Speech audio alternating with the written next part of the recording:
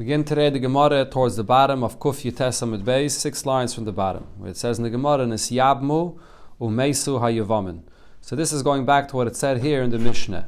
So the halacha the Mishnah tells us is, a woman is believed to say regarding her own husband that he passed away. However, a tzara, that's a co-wife, or Yevama, which means a wife of the brother of your husband, is not believed to say that her husband passed away, so that the Yevama should be now mutter and not have to do yibum. So over here, the case the Mishnah was speaking about is when you have two wives that are married to brothers, and each one comes and says, my husband passed away.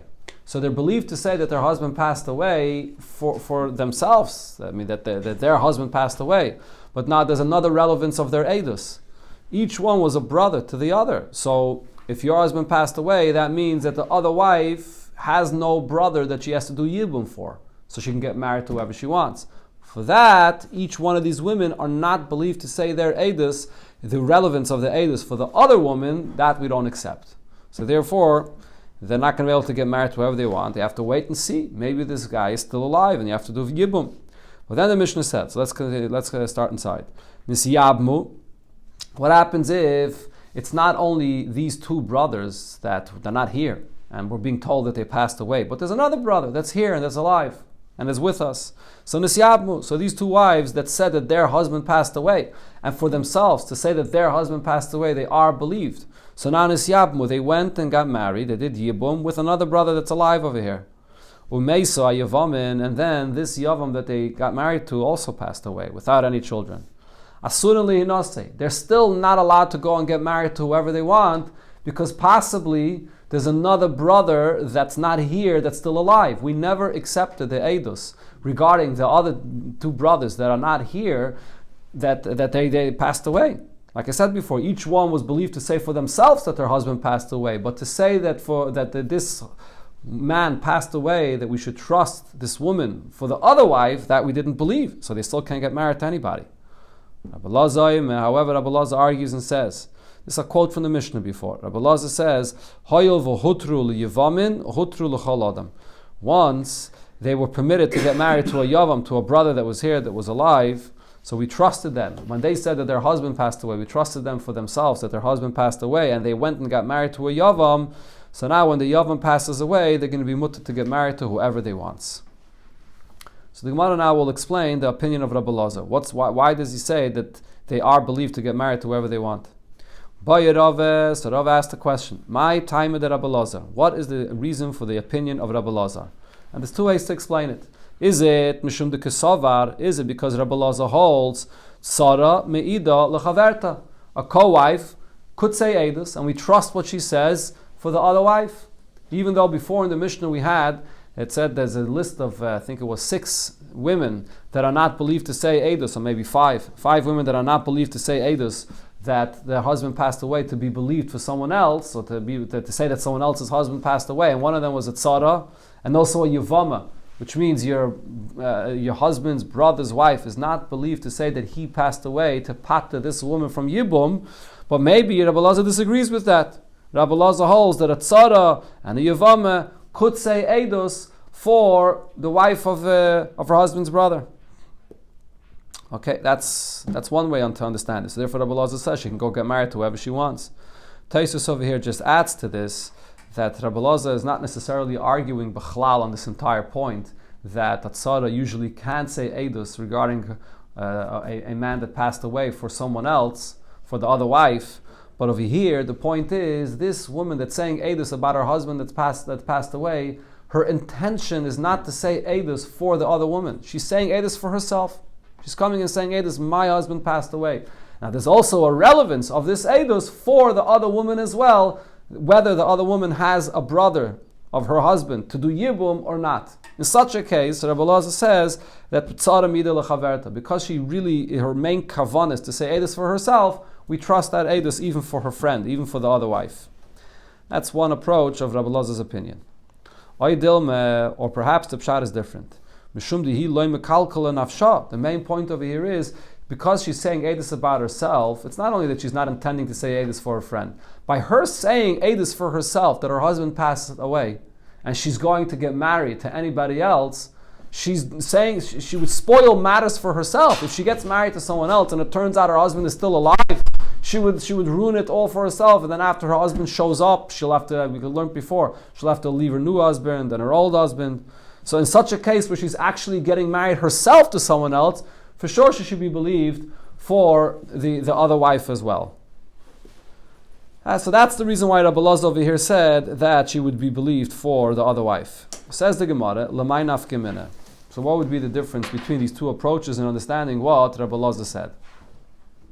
Says the Gemara, the nafka mina is as follows. L'nsuvi l'tzara, according to Rabbi Elazar, do we allow the other wife to get married mekame dida, before the one that's saying Eidus over here, that we're trusting her, before she gets married herself?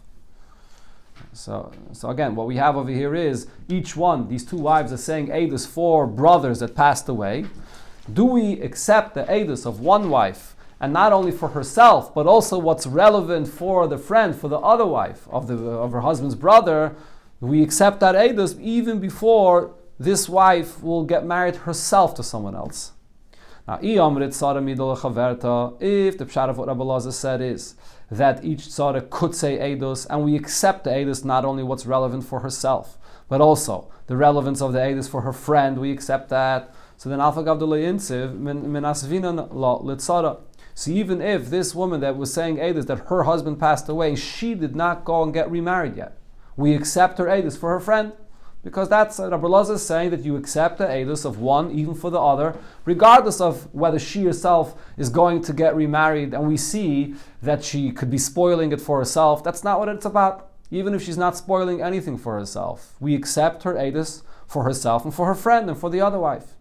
But if the main reason why we believe her not only for herself, but we accept her Eidus also for the wife of her husband's brother, so then, and the only reason why, we accept the Eidus is because she's spoiling it for herself. If she's spoiling it for herself, we have to believe her for the other one as well. So, insiv minasvina lo letzara, insiv lo minasvina lo. If she taka went herself and got married, so we see that she's relying on her own Eidus and she's getting remarried, she's not worried that it's going to spoil matters for herself, so then we could marry off the other wife. But if we don't see her getting married herself, then how can we allow the other wife to go and get remarried? She's not ready to get married herself. How can we accept? We're afraid that maybe she's only saying this to spoil things for her friend, and she herself is not going to get remarried. That is the question of the Gemara. So the Gemara tries to bring a raya from the lashon that it said in our Mishnah. So Tashema, what did it say in our Mishnah? Rabbi Elazar says, Hoyel v'hutru liYevamin, hutru l'chol adam. The lashon of Rabbi Elazar is that once we see over here, in this case, with these two wives that claim that they come and tell us that their husbands passed away, and they went and did yibum with a live brother that's here. So the lashon of Rabbi Elazar was, once there was a heter for them that they did yibum, so now they're mutter to get married to whoever they want. Says the Gemara. So now what is the case that we're speaking about over here? They went and they already did yibum. These two wives that said Eidus that their husband passed away took action. They went and did yibum. Says the Gemara, so if you're going to say the pshat over here is that each one of these wives that are saying Eidus, the reason why we accept their Eidus for themselves and for the other wife as well is because we see that she's taking action and she's not afraid to spoil things for herself. So that's the pshat of the Mishnah here. The chi insiv minasvinin law. Only once we see that she herself is going to get remarried, or in this case she's doing yibum, so then we marry off the other wife as well. So that's the pshat of what our Mishnah is saying here. But if the point of what Rabbi Elazar is saying is that a tzara, a co-wife, or a yevama, the wife of your husband's brother, we accept her Eidus, not only for herself, but for the other wife as well. So even if she herself is not going and getting remarried, we don't see her relying on her own Eidus to get remarried. So even in such a case, we should also trust her Eidus. So why does Rabbi Elazar say that the reason why we trust one wife and we accept her Eidus for the other wife as well is because they both went and did yibum. She went and took action based on her Eidus. Even without that, we should trust her. The only reason Rabbi Elazar says we trust one wife to accept her words for the other wife as well is because she herself is getting remarried. And therefore we say she must be saying the truth. She wouldn't be saying this if she's spoiling matters for herself. That's what the Mishnah here says. So the Gemara answers, no, it's not necessarily a raya from our Mishnah.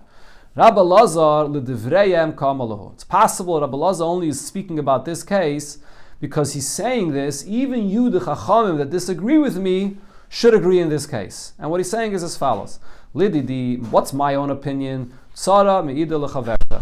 One wife could say edus, and we accept her edus not only for herself, but also for the other wife, or for a wife of her husband's brother.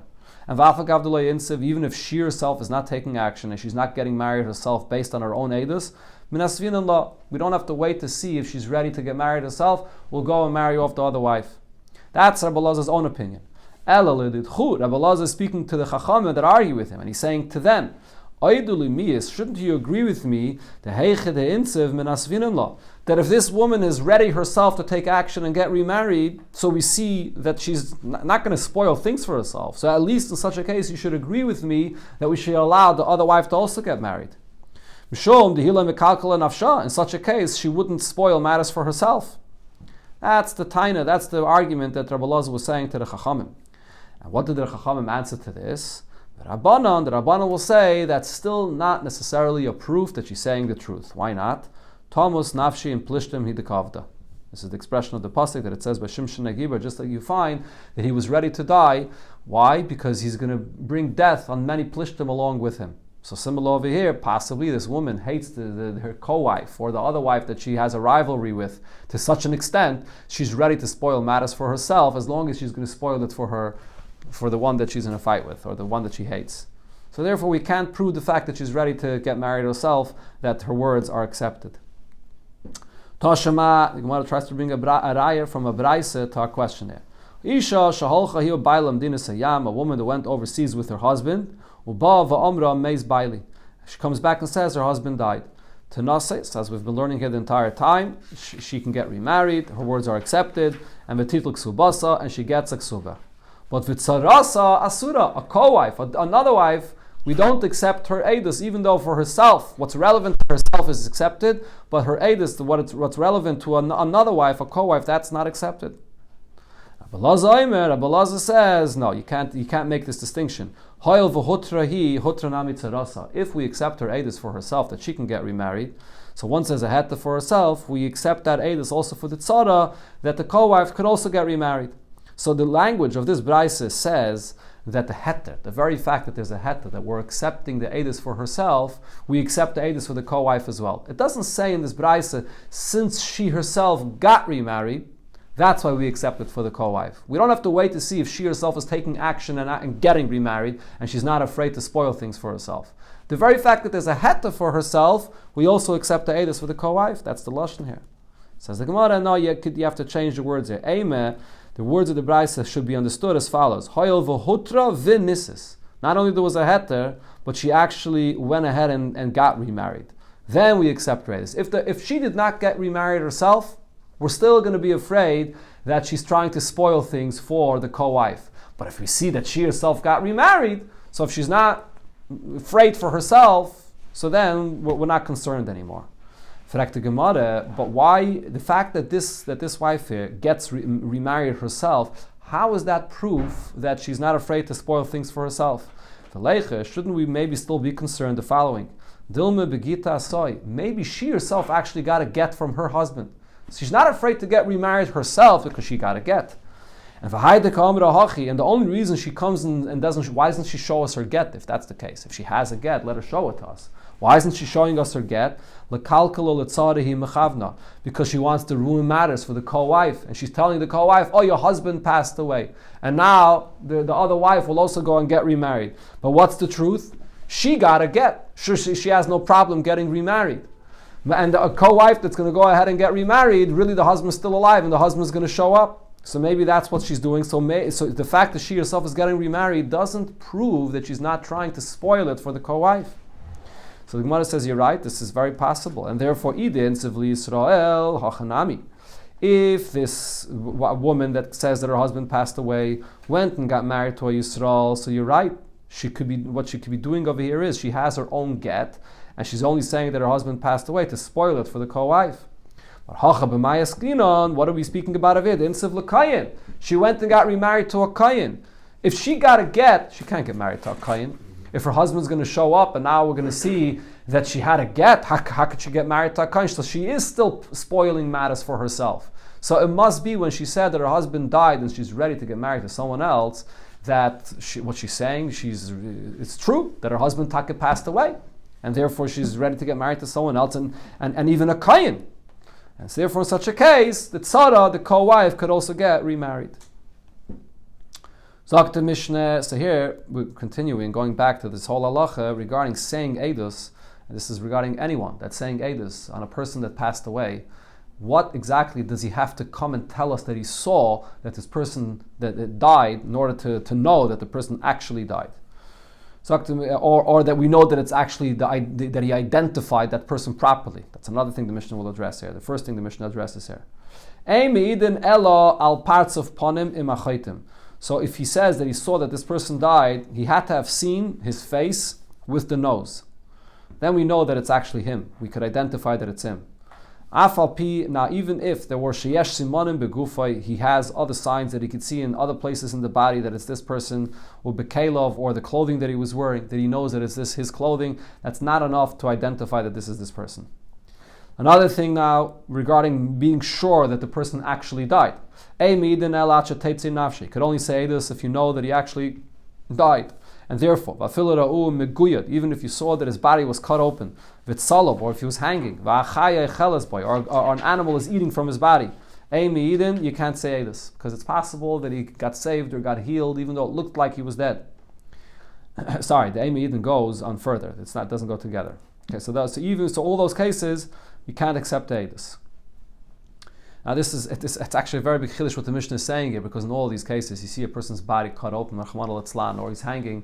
In majority of cases, a person like that will not survive this. So why usually we have a cloud that we follow Roiv. Why shouldn't we follow the Roiv and say that the person probably died? So there's two explanations in Rishonim. Some Rishonim say that the reason is because there's a chazaka against this Roiv, and not only one chazaka against the Roiv, there are two chazakas against the Roiv. We learned in the Gemara yesterday that when you have a Roiv and a chazaka, Roiv is still stronger than chazaka. But here you have two chazakas. Chazaka is a certain assumption, a certain status. What are the two chazakas? One chazaka, she's an Eishes Ish. We have the current status of her being an Eishes Ish, a married woman.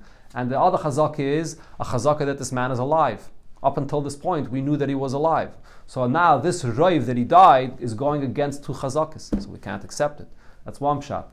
Other Rishonim, though, say that Rambam, actually, it's mashma that he holds that the fact that we don't accept this majority, that most people die in this scenario, is exedim midrabanan. It's a certain chumra midrabanan. But minat Torah, it should be accepted. Okay, sagt the Mishnah weiter, elad gimel yomim. When you know a person that passed away and you come and you're saying edus about when you saw his body, it's only within the first 3 days that you could identify that it's his body. But after 3 days, the person's body could be left exposed and it could change, the features could change. You can't come and say edus about this. Rabbi Yehuda ben Bava says you can't give such a time frame, 3 days. Lo kol adam. Not every person, loy kol hamakim, not every place, v'loy kol hashoyes, not every time. Shavan is the same. As Rashi says, it depends on the kind of build of the body of the person. It depends if it's summer, if it's winter, if he's indoors, outdoors. It all depends on all kinds of things. You can't give this time frame of 3 days. Zog to Gemara Tana Rabbani, we learned in the Braisa, padachas, the forehead. You see the forehead of a person. V'loy parts of pana, but not the rest of the face, which is really the cheeks and so on. Parts of panim, the cheeks of the person, v'loy padachas, and not the forehead. Then you can't say edus about his death to identify that this is him. You have to see the forehead, the cheeks, and the nose as well. The interesting thing, though, in the Gemara is, as the Mefarshim point out, is that the mouth and the eyes, the Gemara does not speak about. Apparently, regarding this halacha, the mouth and the eyes are not identifying features for a person. Very interesting. Where's the pasuk for this? Hakaras pneim onsabam. Recognizing the person's face, that's what tells you who the person is. Rashi says that this lashon of the pasuk hakaras pneim is coming to say, as opposed to any other sign in the rest of the body. Taisva says that it's coming to say regarding the face itself. The pasuk doesn't just say pneim, it says hakaras pneim, which means there's something unique about a person's face, and this refers to the fact that there has to be the nose in the face that tells you who the person is.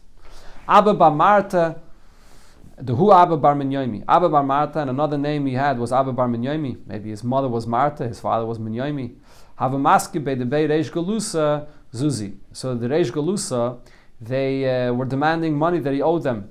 So he wanted to be able to walk in the street and they shouldn't come and make him crazy about this money that he owed them. So what did he do? I see Kire, he brought wax, Davik Bebalaisa, he connected a worn out garment to it, and Davik Bapuse, and then he attached this wax to his forehead. And he walked around in the street, basically covered, his forehead was covered. Chalaf Kamayu, and he walked in front of the Reish Galusa, in front of the people from the house of the Reish Galusa, and Veloy Bashkerua, and they did not bother him, they didn't recognize him basically. So we see here that you have a person's face, if you cover the forehead, he won't necessarily be recognized. Zakt Gemara Afalpi sheyesh simanim v'chulu. And the Mishnah says, even though there are simanim in other places in his body, we can't accept that siman that to identify that this is him. Fragt the Gemara, lememre, shall we say, the simanim lav dayraisa, the idea of using an identifying sign to see that this is this person, that minatayra, this is not accepted, as we see here, when it comes to this halacha of a person that passed away, and we have to figure out whether his wife is still an Eishes Ish or not. We don't accept this kind of a siman. So as Rashi brings, this is a big sugya in Masechta Bava Metzia, and there it discusses simanim regarding a lost item, regarding money matters. And over there we do rely on a siman. But perhaps the fact that we rely on a siman regarding money matters is only a takana medrabanan. Chachamim institute to return a lost item to someone that has a siman. But when it comes to an issue of Eishes Ish, and you have to allow a woman to get remarried, we don't rely on a siman. So that would prove that the concept of a siman is not acceptable. So the Gemara asks him this, but I'll ask you a contradiction. There's a brayso where it speaks about a person that lost a get. And then, Motze Kosher Bekis, Barniki Betabas. The get was found connected to his wallet, or to his money bag, or to his ring. Oishanimtze ben Kalov, it's found between other kalim that he has, other furniture, other kalim that are his. Filul is man meruba, even if it was a while later, kosher. It is kosher. So why? Because you have an idea, you have a siman. The siman is that it's connected to his keli, it's connected to his wallet. So here I see that you do rely on a siman. And this is regarding a get. A get is again an issue of Eishes Ish. And you rely on a siman. So what's the story? Do you rely on a siman in Atayra or not? So Amar Abaye says, Leikashe, there's no contradiction here. There's an argument about this. Ha Rabbi Eliezer ben Mahavoy and Ha Rabbanan. There's a machlokes between Rabbi Eliezer ben Mahavoy and the Rabbanan, whether you can rely on a siman for an Eishes Ish. In other words, could you rely on a siman in Atayra or not? Tanya, Nabrai says as follows. Ein me'idin ala shuma, to identify a person that it's him. So you have a person that you see in his body a shuma, a wart or a mole. So you can't use that as a sign that this is him. Rabbi Eliezer ben Mahavoy me'idin. Rabbi Eliezer ben Mahavoy says, no, you could use that siman in his body to identify him. So right here we see seemingly this argument. Maila, Baka Miflagi, seemingly they're arguing about this exact point.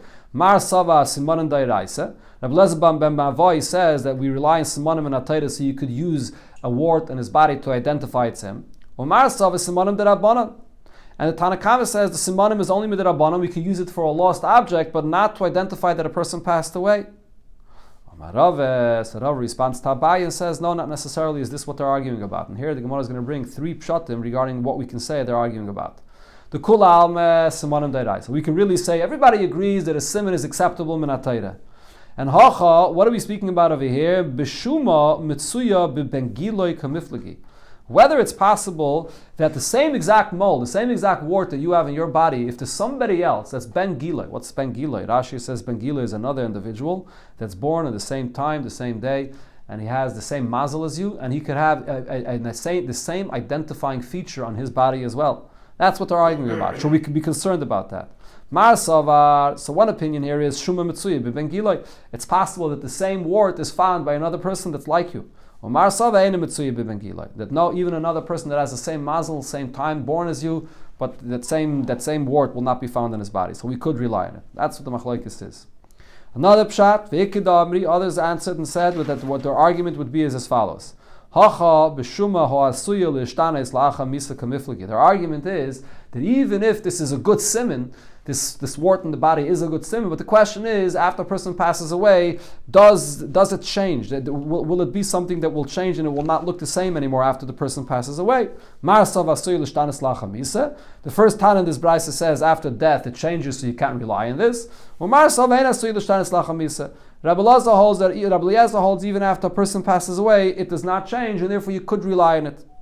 So these two answers are all based on the premise that simanim are acceptable min ha-Torah, but still over here, this kind of siman is questionable whether you can rely on it.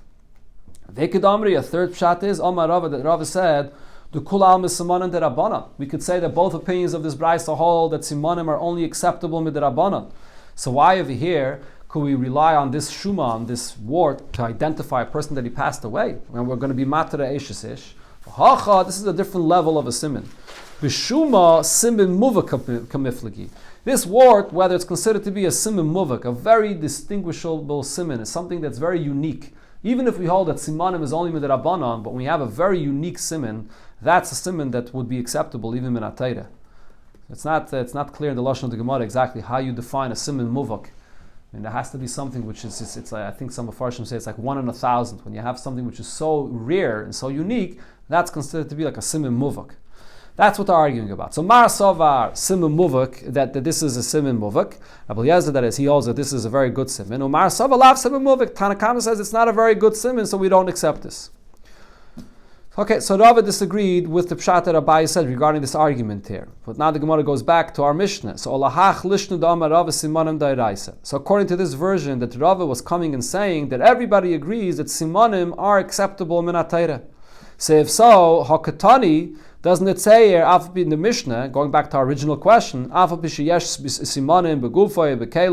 even if you have a siman in the rest of his body or in his garments that he's wearing, we don't accept the siman. So what's the answer to that? Why do we not accept that siman? And says the Gemara, because it's speaking about a kind of siman that doesn't really identify anything. When it said in the Mishnah Gufay, it meant what was the siman of his body? The aruch v'gutz, whether he was tall or short. That's not a very good identifying siman. And Kalov, when it said that the siman of the garments that he was wearing, so the reason we can't use that is the chashin and l'shayla, because we're afraid that maybe maybe it was borrowed clothing. So how do you know it's him? So now the Gemara addresses this. V'i chashin and l'shayla, if that's what you're afraid of, that a person borrowed his clothing, so it doesn't identify that it's him, so now going to a case where there's a lost object. Chamayr b'simane ukif. The halacha regarding a donkey is, the Gemara brings the pasuk for this in Masechta Bava Metzia, when you find a donkey, and the donkey has no siman, but the saddle on the donkey has a siman. So you return the donkey to its owner because of the saddle. So how could you say that? Heichi madrinon. How could you return the donkey because of the saddle? Possibly the saddle was borrowed, like we just said, that a garment is borrowed. Answers the Gemara, no, a saddle is not borrowed. Lo yishayli inshi uchva. People do not borrow a saddle for their donkey. Why? The miskiv lei lechamra, because it could wound the donkey. When you use a saddle that's not made for this donkey, it's you borrow from someone else, it's gonna wound the donkey. So people don't borrow this. Now, going to what it said in the Braisa, based on what we just said, that a person does not. That a person borrows.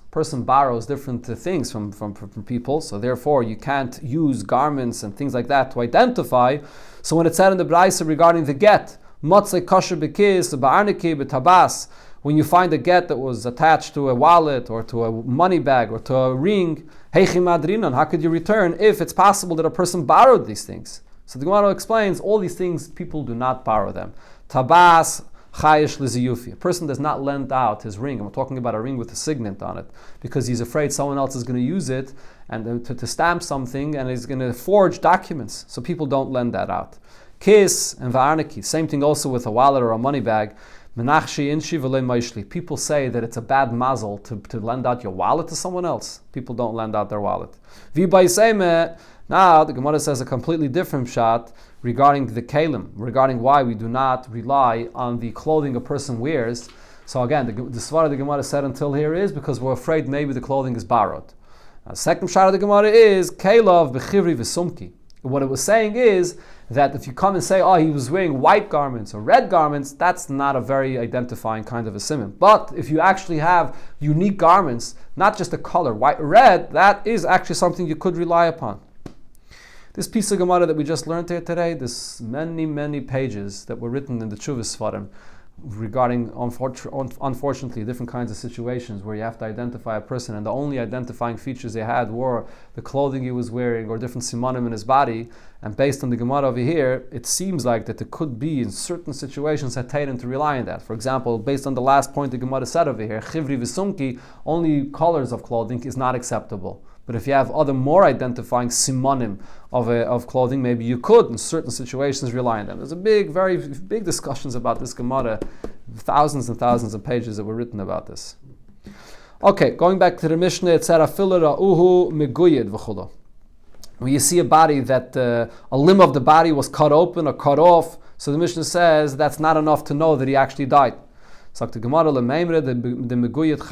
say that we see in our Mishnah that a person's body was cut open and he can still survive this? But I'll ask you from the following Braise, where it says, or Mishnah, a person does not cause any tumah for being a dead body until his soul departs from his body. Even if his body is cut open, even if he's about to die, he still does not cause any tumah yet. So the Gemara says, what do we understand from this? He's not going to yet cause any tumah because he's not actually dead yet.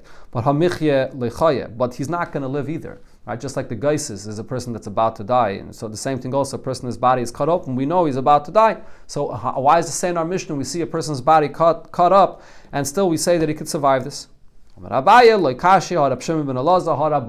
machlokes here between Rab Shimon ben Elazar and the Rabbanan. The Tanya we learned in the Braise, me'idin ala meguyed. You could say testimony on a person that his body was cut that he's dead. Ve'emidin ala tzala. But a person that was hanging on a tree or whatever, on him you can't say edus that he survived. Maybe he was removed and he survived it. Even a person that his body was cut open, also you can't say edus for him. That limb of his body that was cut open, so it's possible to scorch the body and to help the bloodstream continue, and he could survive this. I can't describe it any more than that, whatever this means. But in other words, the main issue over here is, I guess, the blood flow. When a person's limb is chas v'shalom cut off, but it could be healed. So Rab Shimon ben Elazar is the Tana of our Mishnah that says that the person could survive this. Can we say that our Mishnah is the opinion of Rab Shimon ben Elazar? But Vakatani Seife, there's a Mishnah on the next blot over here that says, Maise ba'asya, there was a story in this place called Asya, ve'echad, with an individual, shashilshalu l'yam. They lowered him down to underwater, I guess to go there underwater to get something. And then, when they tried to bring him back up, what happened? All that came up was just the foot of this person. The rest of the body did not come up out of the water. So what's the halacha?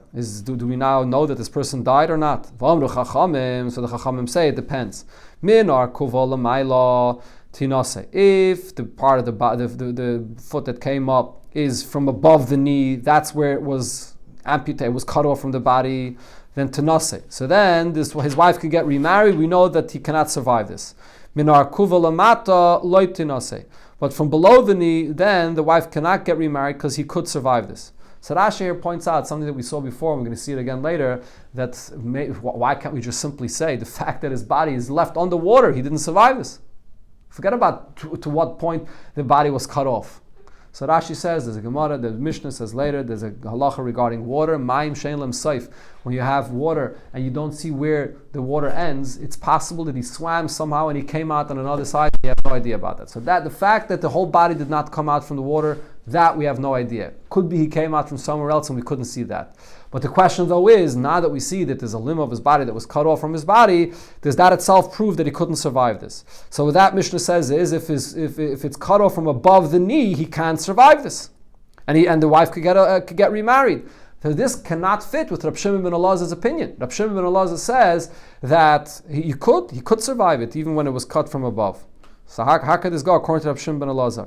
So the Gemara answers, Shani Maya de Marza Maka. Over here it's talking about when his body was in the water. In the water it's different. In the water itself aggravates this wound and therefore he will not survive it. I saw this Arab merchant, the Shakal Safsida, he took a knife or a sword, the guy de legamle, and he cut off the foot from his camel, and he died immediately. And the camel was making whatever it's called, the noise that he was making, huh? Oh. Yeah, and he didn't even finish, and it died right away. So we see that you cut off a limb from the body of this animal, and it dies right away. So the same should be by a human being. Amar Abaye, so Abaye says, Hahik Chishavya. Can't bring any proof from there. That was a camel that was very weak, and therefore it died right away. Rava goes back to the question that we had all the way in the beginning regarding a person that a limb of his body was cut open. Will he survive or will he not? So Rava says it depends. If he's cut with a knife that was in a fire, a very hot boiling knife, that's something that the body could survive. But if he's cut with a knife that's cold, that's not melubenes, not in a fire, then he will not survive. I can't explain you the difference Bekashmis why this is so, but that's what the Gemara says. Again? Cauterization is called. Cauterization? Cauterization, yeah. So it so the blood it clots it it should yeah. Okay, so it allows the blood flow to continue. Yeah. Okay, one more piece of the Gemara over here. It said v'achaya echeles v'cholo. Rachmana litzlan, you see a chaya that's eating from a person's body, so we still can't know that he's dead. Rav Yehuda Mashmuel, it depends. If we see that this animal is eating from his body, not in a place where there's a vital organ of his body. If we see that the animal is eating from the head or the heart in a place where there's a vital organ, so then you can say testimony that he died. Another Allah, Rav Yehuda Mashmuel said, Shachat by Shnaim, Ayreiv Shnaim. If one slaughtered by another, two of his pipes or most of them by the throat. Ubarach, and this guy that his throat got slit, got up and ran away. So me'idim, we could still say testimony that he died because eventually he's going to fall and die. Frak the Gemara, is this true? Eini, but we learned in another place. A person got both of his pipes that were severed, were cut. And V'Ramas, after this, he hinted, V'Amar, and he said, Kisfu get lishti, write a get from my wife. These are the words of a living person, and we listen to him, and we write the get, and we give a get for his wife. So we see that he's alive. Answers the Gemara, yes, Chayhu. You're right, he's still alive at that point, so we take his words and we have to give a get for his wife. But V'Sayfei Lamas, but eventually he is going to die, he can't survive this. If so, another situation where it talks about a similar thing. The halacha of galus, when you kill somebody b'sheigig, and then you have to go into galus. So there's a brayse that says as follows. Allah matanya. Why does the brayse say shachat shnaim ereiv shnaim? If one severed the two pipes or most of the two pipes by another person, and it was done b'sheigig, hareze eina gaila. He does not go to galus. Why does he not go to galus? So apparently, it seems like the reason is because not necessarily did you kill him. He's going to survive this. And says the Gemara, no, that's not the reason. Ha'itma Allah, we learned and it was explained regarding that case. Amar Rav Aishia said the reason is because chashinon shema haruach bilbilasai.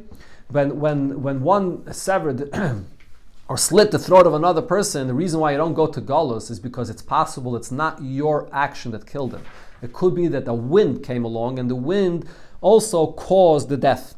So he is going to die, but he could die in 5 minutes, he could die in 10 minutes, he could die in 20 minutes. When the wind came, the wind caused him to die earlier, so it comes out that when he died, it wasn't only you that caused him to die. Inami shema iu kirev misasai, or it's possible that the person himself, that his throat got slit, so he with his body was shaking around, and he also brought his death to be closer. So that's why the person that killed him b'sheigig does not go to galus, because it wasn't only you that killed him. It was you, together with something else, that caused his death.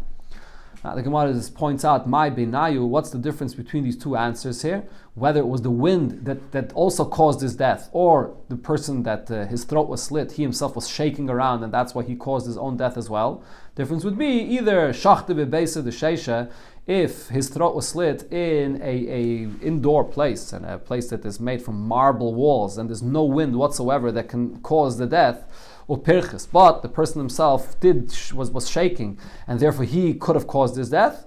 Inami, or in a case the shachte bibra, his throat was slit outside, and there is a wind there, and that could have caused his death, but v'loy pirches, but he himself was still, and his body was not shaking, so he himself did not cause his death in that way.